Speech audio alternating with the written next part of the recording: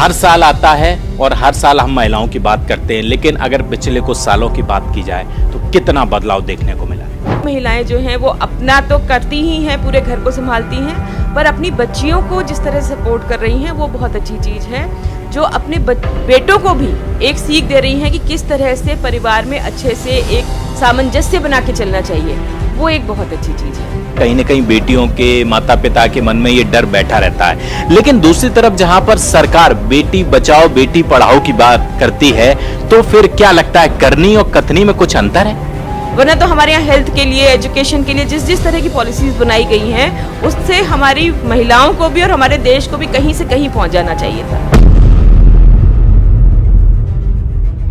दोस्तों, आज पूरा विश्व जो है वो अंतर्राष्ट्रीय महिला दिवस मना रहा है। क्यों ना मनाए, जब महिलाओं की बात होती है तो हम सब लोग जानते हैं कि किस तरीके से महिलाओं ने लगातार पिछले कुछ सालों से कंधे से कंधा मिलाकर आगे हम सबका साथ दिया है, देश का नाम रोशन किया है। जब महिलाओं की बात करते हैं तो सबसे पहले बात आती है माँ की। माँ बनकर महिला जो है वो पूरा घर संभालती है, बेटी बनकर कुल का नाम रोशन करती है, कभी बहन बनकर हमें हौसला देती है तो कभी पत्नी बनकर पूरा घर जो है वो संभालती है, सुख दुख में हमारा साथी बनती है। महिलाओं की बात करते हैं तो कि ऐसी ही महिला हमारे साथ मौजूद हैं इस वक्त, जिन्होंने ना सिर्फ अपने कुल का नाम रोशन किया बल्कि देश को भी सर्वोपरि रखा और देश का भी नाम रोशन किया। उन्होंने चीफ इनकम टैक्स कमिश्नर जो हैं वो रही हैं, अलग अलग मंत्रालयों में उन्होंने विभिन्न पदों पर सेवा दी है और अब एक एनजीओ चलाती हैं, एक स्कूल चलाती हैं जहां पर महिलाओं का, बेटियों का जो है वो रोजगार देती हैं, उनको आगे बढ़ाती हैं। डॉक्टर शिखा दरबारी हमारे साथ मौजूद हैं और आज उनसे बातचीत करते हैं। मैम, पहले तो अंतर्राष्ट्रीय महिला दिवस पर आपका बहुत बहुत स्वागत है। आप सब लोगों को भी अंतर्राष्ट्रीय महिला दिवस की बहुत बहुत शुभकामनाएं। क्या कहना चाहेंगे आज के दिन अंतर्राष्ट्रीय महिला दिवस? हर साल आता है और हर साल हम महिलाओं की बात करते हैं, लेकिन अगर पिछले कुछ सालों की बात की जाए तो कितना बदलाव देखने को मिला है? देखिए, पिछले कुछ सालों में अगर हम देखें हिस्टोरिकली भी, अगर जो आपने एक छोटी सी बात शुरू से करी थी कि वो माँ बन के करती है, तो अगर हम अपने पूरे इतिहास को देखें तो जैसे जीजाबाई जैसी माँ थी जिन्होंने शिवाजी जैसे इंसान को बनाया। इसी तरह से अगर आप देखिए कि कल्पना चावला हैं तो कल्पना चावला ने बेटी बन के हमारे सपनों को पूरा किया। इसी तरह से बहन के रूप में सुभद्रा को हर आदमी जानता है कि कृष्ण के लिए वो किस तरह से हौसला देती थी, तो कृष्ण जैसे भगवान को उनकी बहन हौसला देती थी। और आज भी देखिए मथुरा में जो एक मंदिर है वहाँ पे कृष्ण और सुभद्रा का जो है वो पूजा होती है, इस बात की भाई बहन का मंदिर है वहाँ पे। इसी तरह से बेटी बनके हमको सबको पता है कि रानी लक्ष्मीबाई जिस तरह से अपने बल पे अपना हौसला उन्होंने आगे बढ़ के और आगे पूरे देश के लिए उन्होंने जिस तरह से स्वतंत्रता संग्राम में काम किया, वो अपने आप में बहुत ही, जिसे कहते हैं कि अनपैरेलल है, उसकी कोई मुकाबला नहीं किया जा सकता। और आज भी हमें गर्व है कि हमारी राष्ट्रपति जो हैं द्रौपदी मुर्मू जी हैं। अगर हम देखें कि हमारा जो क्रिकेट में वर्ल्ड कप जो है हमारी बच्चियां लेके आई हैं। अभी इसरो ने जो मंगलयान का वो पूरा किया था, उसमें भी जो साइंटिस्ट की टीम थी वो वुमेन डोमिनेटेड थी। तो हमें गर्व होता है जब इस तरह का काम हमारे देश की बेटियां करती हैं। आज भी हमारे दिल्ली में रेखा गुप्ता जी हमारी चीफ मिनिस्टर हैं। तो जब इस तरह के काम होते हैं, महिलाएं अपने बल पे आगे बढ़ती हैं, तो सभी को गर्व होता है और इस गर्व को हम लोग और आगे बढ़ाना चाहते हैं। सभी महिलाएं जो हैं वो अपना तो करती ही हैं, पूरे घर को संभालती हैं, पर अपनी बच्चियों को जिस तरह से सपोर्ट कर रही हैं वो बहुत अच्छी चीज़ है। जो अपने बेटों को भी एक सीख दे रही हैं कि किस तरह से परिवार में अच्छे से एक सामंजस्य बना के चलना चाहिए, वो एक बहुत अच्छी चीज़ है। मैम, एक जमाना हुआ करता था जब हम भ्रूण हत्या देखते थे। आप उस जमाने की रही हैं और आज इतने सालों में आपने हर वो समय देखा है जब ये सारी चीजें हुआ करती थी। क्या लगता है कितना बदलाव हुआ है? ये बात आप बिल्कुल ठीक कह रहे हैं कि एक जमाने में भ्रूण हत्याएं होती थी। आई थिंक बेटी जो है अगर पैदा होती थी तो घर में मातम सा छा जाता था। बल्कि मैं एक बार ये जवाहरलाल नेहरू की किताब भी पढ़ रही थी, तो उसमें कहते हैं कि जब इंदिरा गांधी जी हुई थी तो जवाहरलाल नेहरू जी का कोई रिएक्शन नहीं था, और लेकिन उनके घर में जो उनकी बहनें थी उनको इस बात पे कष्ट था कि बेटी क्यों पैदा हुई है, जबकि उसी बेटी ने उनके खानदान का नाम तो पूरा रोशन किया। तो ये जो एक हमारी एक माइंडसेट था कि लड़कियों को नहीं पसंद करते थे पुराने ज़माने में लोगों के, और भ्रूण हत्याओं का हमारे पास पूरा स्टैटिस्टिक्स है कि हरियाणा में और ईस्टर्न यूपी में और कितनी हुआ करती थी। पर अब एकदम सी चेंज आ गया है। पहली बात तो लीगली भी भ्रूण हत्या को एकदम ख़त्म कर दिया गया है। तो अगर कहीं पे भी पता चलता है कि कोई चेक करवा रहा है अपना, तो उसको जो है वो सज़ा मिलती है। तो इससे बहुत बड़ा डिफरेंस हुआ है। पर थोड़ा सा माइंडसेट भी चेंज हुआ है। कुछ जगहों की बात छोड़ दें, क्योंकि मुझे लगता है अभी भी हरियाणा, राजस्थान वगैरह ये जो थोड़े से बैकवर्ड थिंकिंग वाले स्टेट्स हैं, उसमें अभी भी होता है कहीं पे छुपा छुपू के। पर बाय एंड लार्ज जो एक पढ़ा लिखा इंसान है वो इस चीज़ में नहीं पड़ रहा, बल्कि वो इस चीज़ पे गर्व करता है कि हाँ मेरे यहाँ बेटी आई है, मेरे यहाँ लक्ष्मी आई है और मैं अपनी बेटी को ये बनाऊंगा। तो ये एक जो नया चेंज हमारे समाज में आया है, ये बहुत ही वेलकम चेंज है। अब अगर आज की बात करें तो आपने वो समय भी देखा, लेकिन आप खुद एक महिला हैं। आप एक बेटी बनकर आपने नाम रोशन किया, बहन बनी, आप पत्नी बनी, घर संभाला और आज माँ भी हैं। किस तरीके से आपको लगता है कि मेल डोमिनेटेड समाज जो हुआ करता था, आप इतने सारे मंत्रालयों में रही हैं, क्या वो चीज़ें आज भी देखने को मिल रही हैं या फिर खत्म हो गया है? देखिए, अभी भी ये तो मानना पड़ेगा कि हमारी एक पैट्रियार्कल सोसाइटी है और मेल डोमिनेटेड समाज आज भी है। क्योंकि अगर आप आज की भी स्टैटिस्टिक्स देखें, चाहे हम कहते हैं कि हमने बहुत महिलाओं को, और भारत में स्पेशली कि हमने बच्चों को पढ़ाया है, महिलाओं को आगे बढ़ाया है, पर अगर आप देखिए पार्लियामेंट में आज की डेट में सिर्फ 13 to 14% महिलाएं हैं। अगर स्टेट असेंबलीज देखें तो खाली 10 से 12% ही रह जाती हैं। इसी तरह से अगर आप कॉर्पोरेट उसमें देखिए कि हायर चेयरमैन या चेयरपर्सन के उसमें खाली 3 से 4% महिलाएं हैं। वर्क फोर्स में खाली 22 से 24% महिलाएं हैं। जो आपका सिविल सर्विसेज होता है उसमें भी सिर्फ 20 से 22% महिलाएं हैं।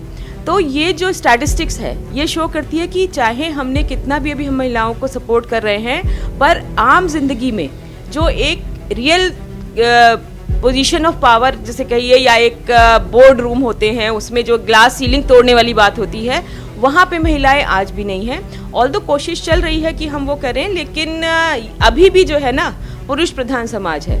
मैं देखती हूँ, क्योंकि क्या होता है ना, एक हमारा समाज होता है उसमें क्या है, बहुत सारे सही काम भी होते हैं और गलत काम भी होते हैं। चाहे पॉलिटिक्स हो, चाहे सिविल सर्विसेज हो, चाहे हमारा पूरा समाज हो, चाहे बिल्डर्स हो, हर तरह के काम होते हैं। तो उसमें मैं एक चीज़ देखती हूँ कि लोगों को लगता है कि एज ए लेडी ऑफिसर मैंने भी अपना देखा है कि जो मेरे सीनियर ऑफिसर होते थे, कोई क्रूशियल पोजीशन होती थी, उसके लिए वो मुझे लेना पसंद नहीं करते थे। क्यों?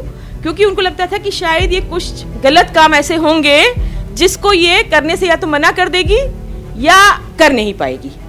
तो ये जो माइंडसेट होता है कि अच्छा भाई करप्शन में नहीं लिप्त होगी, या देखिए विमेन और वाइन और वेल्थ, ये तीनों सबसे बड़ी हमेशा से जिसे कहते हैं सोसाइटी की नेगेटिव चीज़ें रही हैं। तो कोई भी विमेन जो है, अगर वो विमेन ऑफिसर है, वो ये काम नहीं करेगी, तो उसका एक खामियाजा उसको भुगतना पड़ता है। और इसमें स्टैटिस्टिक्स भी हमारी बताती है कि सिविल सर्विसेज में जो एक मिडिल लेवल होता है, जो जॉइंट सेक्रेटरी का लेवल कहलाता है, उसमें 27% तक विमेन ऑफिसर्स होती हैं। पर जब वो ऊंचा आता है जहाँ पे कि आपको एक क्रूशियल डिसीजंस लेने होते हैं, वहाँ पे वो संख्या घट के सिर्फ 10 या 12% रह जाती है। आपको आश्चर्य होगा ये पता जान के कि आज तक 1950 से लेके आज तक कोई भी चीफ जस्टिस ऑफ इंडिया नहीं बनी है। बताइए। और इवन जो जुडिशरी है, जुडिशरी में विमेन जजेस का बहुत ही कम रेशियो है।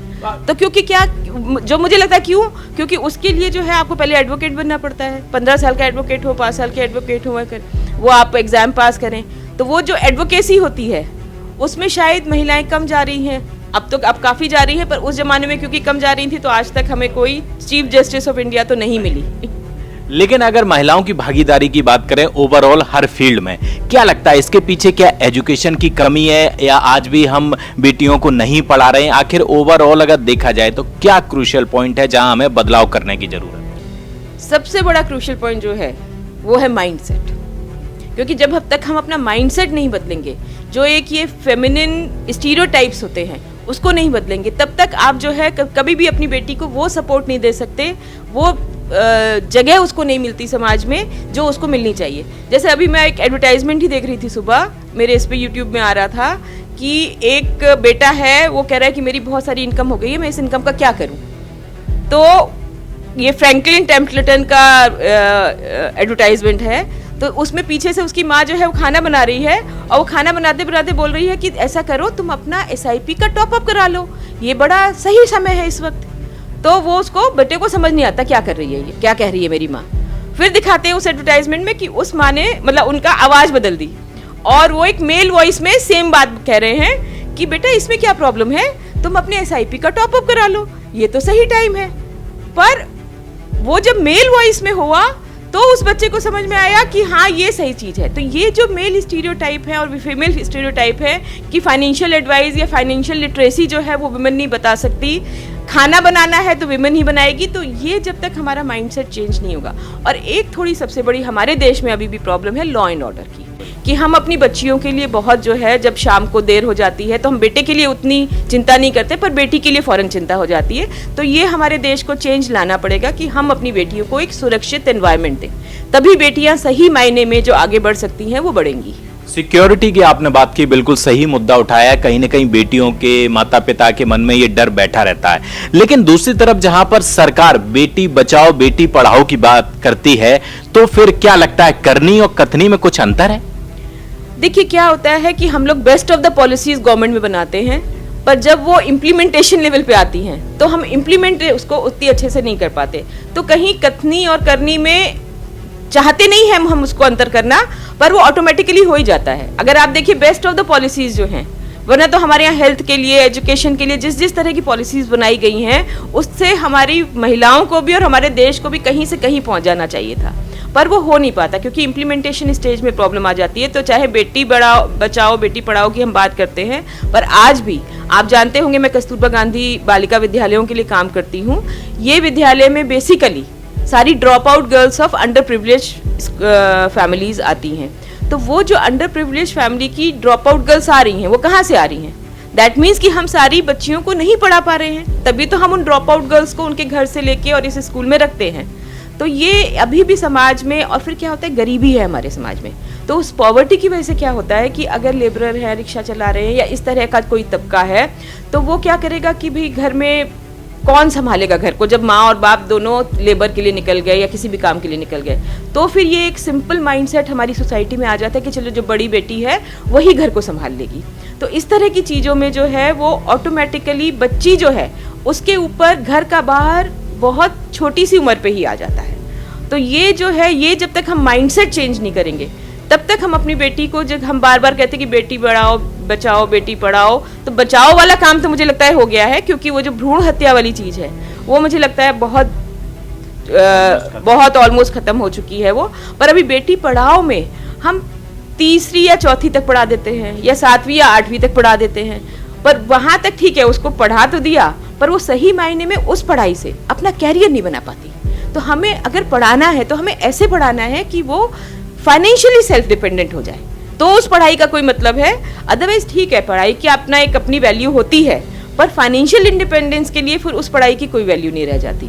तो हम जब तक अपनी बेटियों को फाइनेंशियली इंडिपेंडेंट नहीं बना देते तब तक बेटी पढ़ाओ का एक नहीं, जरूरत है तो आपने थोड़ा सा तो पढ़ा दिया, पर उसका जो रियल वे में ट्रांसफॉर्मेशन होना चाहिए वो नहीं हो पाया। आज के दिन महिलाओं को क्या संदेश देना चाहती हैं, जो आगे बढ़ना चाहती हैं, करियर बनाना चाहती हैं, लेकिन फिर भी कहीं ना कहीं किसी भी कारण की वजह से पीछे रह जाती हैं? देखिए महिलाएं खाली भारत में ही नहीं पूरे विश्व में पीछे हैं। अभी अगर आप देखिए कि ग्लोबल जेंडर इंडेक्स रिपोर्ट आई है, उस ग्लोबल जेंडर इंडेक्स रिपोर्ट में भारत की जो पोजीशन है वो 125 है। और उस ग्लोबल जेंडर रिपोर्ट में क्या कह रहे हैं कि अभी 100 साल तक, बल्कि 125 साल तक भी महिलाएं जो हैं बराबरी नहीं कर सकती हैं जिस स्टेज पे पुरुष है। तो ये जो हमारा इतना बड़ा गैप है, तो अगर हम सच में 2047 में हम बात कर रहे हैं विकसित भारत की, तो कितना टाइम बचा है? 20 या 21 साल। तो अगर हम सच में एक ट्रांसफॉर्मेशन अपनी सोसाइटी में लाना चाहते हैं, सच में विकसित भारत बनाना चाहते हैं, तो हमें चारों तरफ से, जैसे कहते हैं चौतरफा विकास हमें बच्चियों का करना पड़ेगा, पूरी तरह से सपोर्ट देना पड़ेगा उनको। हम ये कहेंगे कि भाई ठीक है, घर की तो जिम्मेवारियां सभी लोग निभाते हैं क्योंकि घर भी सोसाइटी का एक बहुत बड़ा हिस्सा है, तो लेकिन जो माइंडसेट है विमेन को भी चेंज होना पड़ेगा और मेन को भी चेंज होना पड़ेगा। आजकल आप देखिए जो यंग जनरेशन है, लड़कियां भी खाना बना रही होती हैं तो उनके हस्बैंड भी घर में किचन में उनको सहायता कर रहे होते हैं। तो मैं लड़कियों को यही संदेश दूंगी कि भी आप जो है सबसे पहले अपनी कैपेबिलिटी को पहचानो। अपनी कैपेबिलिटी को जब आप पहचानेंगी तो आप अपने आप जो है, आपके दिमाग में एक सपना आएगा कि मैं ज़िंदगी में क्या करना चाहती हूँ। और जब आपने ये विजुलाइज कर लिया कि मैं ज़िंदगी में क्या करना चाहती हूँ, तो फिर बिना कुछ, क्योंकि समाज के प्रेशर्स तो रहेंगे ही, उन समाज के प्रेशर्स को एक फाइन बैलेंस बना के जब आप आगे बढ़ेंगी तो आप अपने घर में भी सक्सेसफुल होंगी, समाज में भी सक्सेसफुल होंगी, और अपने जो आपने अपने लिए कैरियर चुना है आप उसमें भी सक्सेसफुल होंगी। एक अंतिम सवाल, ये बहुत अच्छी बात आपने कही कि ये बैलेंस बनाना, लेकिन कई बार ऐसा देखने को मिलता है जब लड़की सेल्फ डिपेंडेंट के लिए आगे बढ़ती है, करियर सामने होता है, घर की जिम्मेदारियां होती हैं, शादी होती है, पत्नी माँ सब कुछ बनती है, ये बैलेंस कैसे बनाया जाए? क्योंकि आपने वो बखूबी जिम्मेदारियां सारी निभाई हैं, तो ये गुरु मंत्र क्या है वो महिलाओं को बताइए। आई थिंक ये गुरु मंत्र, आप अपने आप तो काम करते ही हैं, अपने आप एक बैलेंस बनाने की कोशिश करते हैं, पर जिसे कहते हैं कि behind every successful man there is a woman. इसी तरह से मैं ये कहूंगी कि behind every successful woman there is a man. तो मैं अगर देखूं कि मैं कैसे सक्सेसफुल हुई और यहाँ तक पहुंची और बैलेंस बना, कि जब मैं छोटी थी तो मेरे फादर ने और मेरे ब्रदर्स ने वो बिल्कुल एक सपोर्ट की तरह, पिलर्स की तरह मेरे पीछे खड़े रहे। क्योंकि जब मैं सिविल सर्विसेज दे रही थी तो उस वक्त ये था कि भाई इसकी पहले शादी कर दो। अब ये 25 साल की हो गई, क्योंकि उस जमाने में 25 साल की जो लड़की है उसके लिए पहले शादी कर देना जरूरी होता था। पर उस वक्त मेरे फादर ने मुझे सपोर्ट किया कि नहीं, हम अपनी बच्ची को पढ़ाएंगे, उसका मन है कि वो यूपीएससी दे और सिविल कैरियर बनाए, तो उन्होंने वो सपोर्ट दिया। उसके बाद शादी के बाद भी मैं देखूँ तो मेरे हस्बैंड ने और मेरे फादर इन लॉ ने फॉर दैट मैटर, कि घर में कुछ भी चीज़ होती थी उनको लगता था तुम्हारा ऑफिस का टाइम हो रहा है तो बेटा छोड़ दो इसको, तुम जाओ, हो जाएगा ये सारा काम। तो इस तरह का जो सपोर्ट मिलता है। फिर जब बच्चे भी हुए तो मेरे हस्बैंड ने उस वक्त बहुत सपोर्ट किया, इन द सेंस कि भाई बच्चों को स्कूल भी जाना है, स्कूल से आना है, तो अगर आपके ऊपर पूरी वक्त ये प्रेशर है कि कब आएंगे, कौन उनको देखेगा, ठीक है मेड और सर्वेंट्स तो होते ही हैं, पर जब तक फैमिली का इंसान नहीं होता तब तक वो एक सपोर्ट नहीं मिलता है। तो मेरे हस्बैंड ने बहुत, जब बच्चे छोटे थे तो इस तरह का सपोर्ट मुझे दिया कि बच्चों को स्कूल से ले आना, उनका फिर दोपहर में खाना देख लेना, फिर शाम को भी देख लेना। और उससे भी ज़्यादा एक और जो सपोर्ट आपको मिलता है लाइफ में, जो भी वर्किंग वुमेन है, आपके बॉस का। अगर आपका बॉस ऑफिस में आपको सपोर्ट नहीं कर रहा और परेशान कर रहा है तो आप कभी भी सक्सेसफुल नहीं हो सकते। इस मामले में I would say I was very very lucky कि मुझे सारे बॉसेस जो है वो बहुत ही अच्छे मिले, और उसकी वजह से जो मुझे लगातार मेरा कैरियर ग्राफ भी जो है बहुत अच्छा होता गया। इवन मतलब मुझे याद है कि राज्यसभा सेक्रेटेरिएट में जब मैं जॉइंट सेक्रेटरी काम कर रही थी तो my boss had so much of confidence in me कि मुझे इतने सारे चार्जेस वहाँ पे दे दिए गए थे। और फिर यस, मैं अपनी भी ये कहूँगी कि क्योंकि जो भी जिम्मेवारी मुझे मिली मैंने उसको अपनी तरफ से जितना निभा सकती थी वो पूरी शिद्दत से और ईमानदारी से निभाया।